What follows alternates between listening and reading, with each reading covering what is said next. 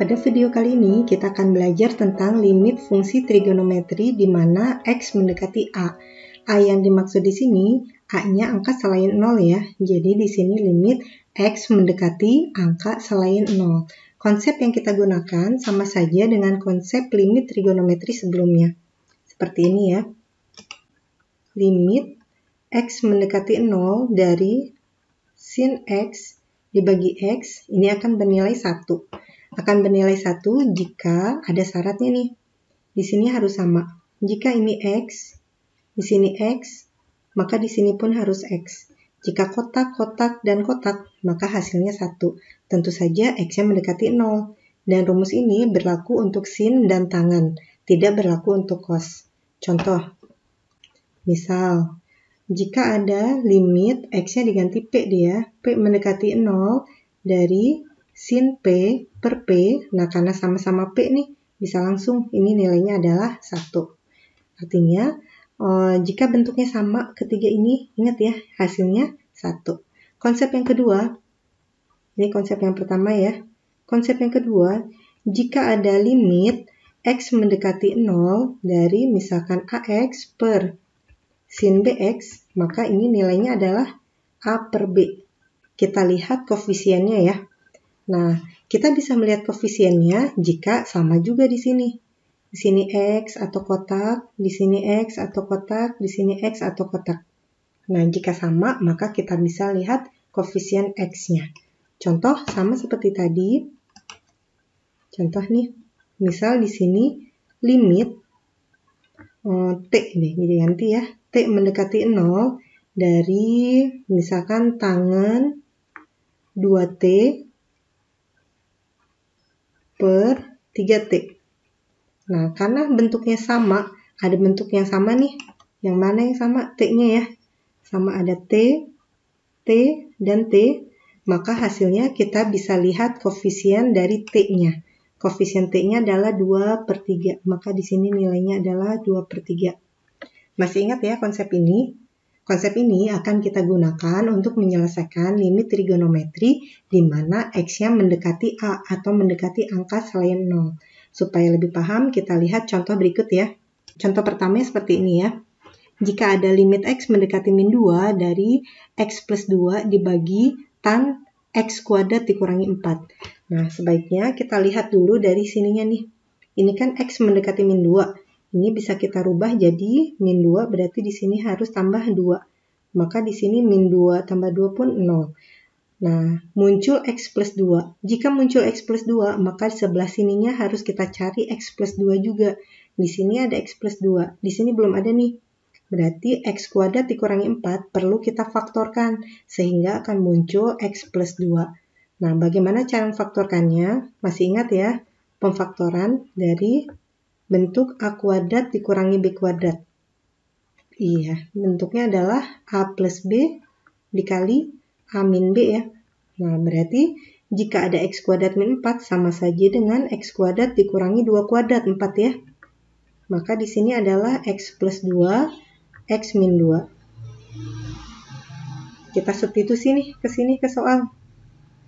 Maka di sini limit X mendekati min 2 dari X plus 2 dibagi tangan X kuadrat min 4 tadi kita faktorkan jadi X plus 2 dikali X min 2. Oke, kita lihat nih.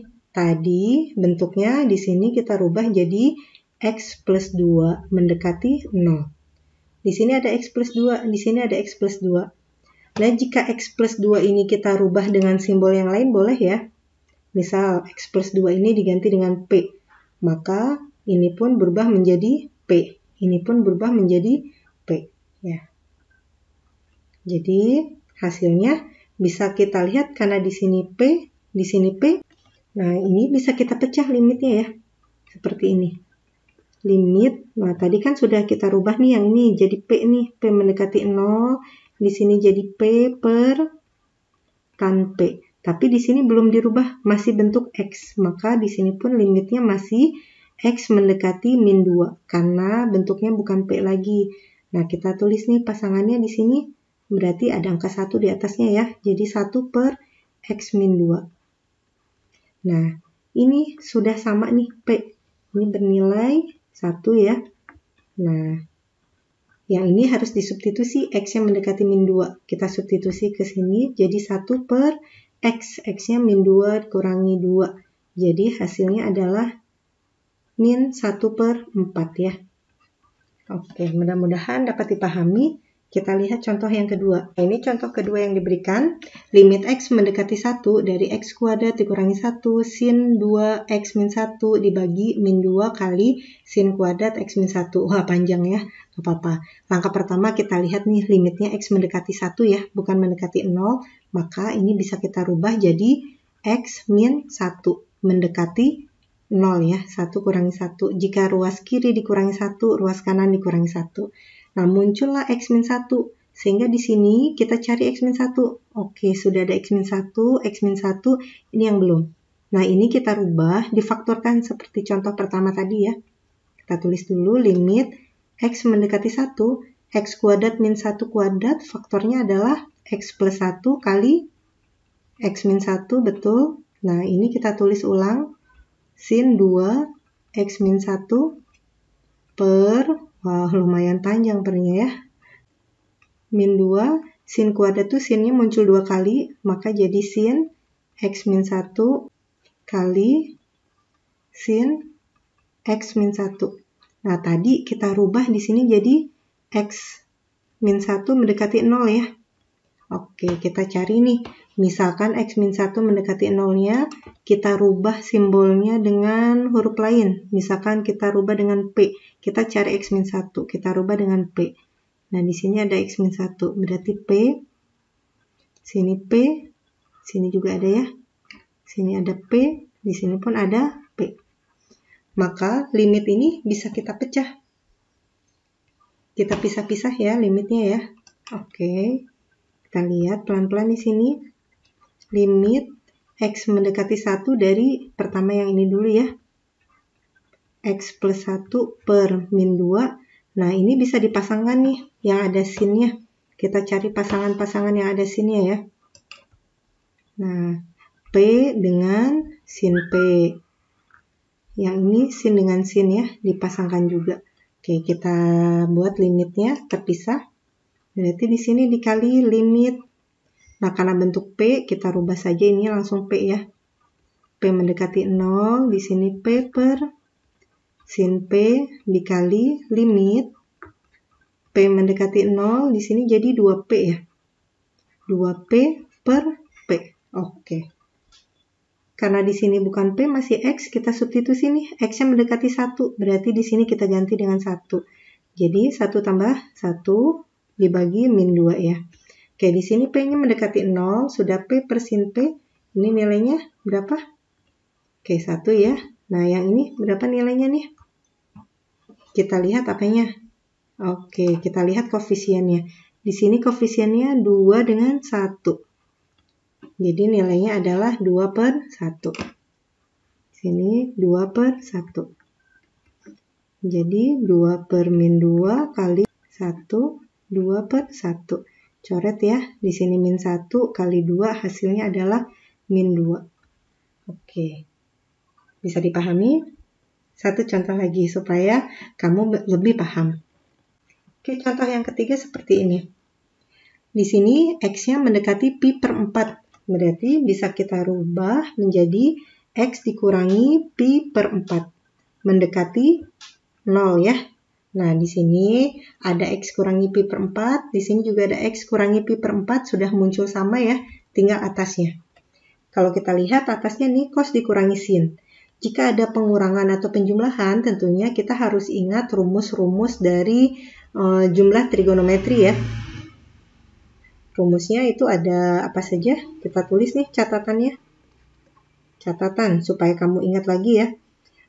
Ada sin A ditambah sin B, rumusnya adalah harus hafal nih 2 sin cos ya. Yang depan sudutnya ditambah, yang belakang sudutnya dikurang. Kemudian ada apa lagi? Ya, sin A kurangi sin B. Rumusnya adalah dibalik 2 cos sin. Depannya sudutnya ditambah, belakangnya sudutnya dikurang. Ada 4 rumus nih penjumlahan pengurangan. Sekarang cos A ditambah cos B. Rumusnya adalah 2 cos ya. 2 cos. Sudut yang depan ditambah, sudut yang belakang dikurang. Satu lagi yang terakhir ada cos A kurangi cos B. Nah, rumusnya adalah min 2 sin. Setengah, sudutnya ditambah yang depan, di sini setengah, sudutnya dikurang. Oke, kita lihat. Di sini pengurangannya cos dikurangi sin. Kalau kita lihat, ada nggak pasangan cos kurangi sin? Adanya sin tambah sin kurangi sin, cos tambah cos kurangi cos. Tidak ada ya. Nah, karena tidak ada, kita tidak bisa langsung menggunakan rumus ini. Lalu bagaimana? Kita rubah dulu bentuk cos. Caranya, nah, kamu masih ingat rumus sudut relasi? Seperti ini. Misalkan kita mau merubah cos X. Ini bisa dirubah jadi bentuk sin. Jika dia menggunakan sudut 90 derajat. Supaya sama-sama positif harus di kuadran 1. Di kuadran 1 itu 90-nya dikurangi. Karena sudutnya X, maka di sini X. Nah, kita menggunakan rumus ini. Jadi cos X sama dengan sin 90 min X. Nah, 90 bisa kita rubah jadi pi per 2 ya. Maka di sini sama saja cos X itu adalah sin pi per 2 dikurangi X. Nah, inilah yang akan kita pakai nih. Cos X sama dengan sin pi per 2 dikurangi X. Jadi di sini ada cos X. Tulis limit dulu, jangan lupa ya. Limit X mendekati pi per 4. Nah, tadi cos X-nya kita rubah jadi sin 90 atau pi per 2 dikurangi X. Nah, dikurangi lagi dengan sin X per, di sini ada X min pi per 4. Nah, sekarang muncul sin A dikurangi sin B. Nah, pakai rumus yang mana nih? Sin A dikurangi sin B. Yang ini ya, sin A kurangi sin B, rumusnya adalah 2 cosin. 2 cosin. Maka kita tulis di sebelahnya. Sini sama dengan, tulis ya limitnya. Limit X mendekati pi per 4. Nah, sin kurangi sin tadi rumusnya adalah 2 cosin. 2 cos setengah, sudutnya ditambahkan antara depan dengan belakang. Berarti di sini pi per 2 min X ditambah X ya. Dikali sin setengah, sekarang sudutnya dikurang. Pi per 2 min X dikurangi yang belakangnya min X. Oke, kelihatan ya? Per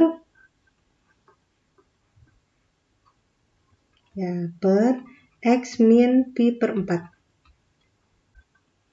Sama dengan limit X mendekati pi per 4 dari 2 cos, kita hitung ya, setengah kali pi per 2 jadi pi per 4. Ininya sudah habis. Dikali sin, setengah kali pi per 2 jadi pi per 4. Ini jadi min 2 kali setengah jadi min X. Per X min pi per 4. Ini kita rubah jadi X min pi per 4 mendekati 0. Nah, di sini sudah sama X min pi per 4. Di sini yang belum sama nih. Nah, ini tinggal ditukar, minusnya kita keluarkan ya. Nah, tapi sebelumnya kita hitung ini dulu nih. Cos pi per 4. Pi per 4 itu 180 bagi 4, berarti 45. Sama dengan limit X min pi per 4 mendekati 0. Nah, di sini ada 2 kali cos 45. Cos 45 nilainya adalah setengah akar 2. Oke. Di sini sin, supaya sama muncul X min pi per 4, maka ini harus ditukar ya. Ini jadi plus, ini jadi min. Artinya, kita keluarkan minusnya. Jika minusnya dikeluarkan, ini jadi min, ini jadi plus. Berarti di sini jadi X min pi per 4. Nah, minusnya dikeluarkan. Per X min pi per 4. Nah, supaya mudah perhitungannya, kita rubah X min Pi per 4 menjadi P ya. Supaya simpel menulisnya. Sini kita rubah jadi P, berarti di sini jadi P, di sini pun jadi P. Limit P mendekati 0, di sini jadi akar 2 sin. Nah, sin min P. Sin min P adalah min sin P. Berarti ada minusnya ya. Minusnya bisa kita pindahkan ke depan. Berarti sini jadi P per P. Oke, sudah sama bentuknya P nih. Berarti ini adalah min akar 2 kali limit P mendekati 0 dari sin P per P nilainya adalah 1. Maka hasil akhirnya adalah min akar 2.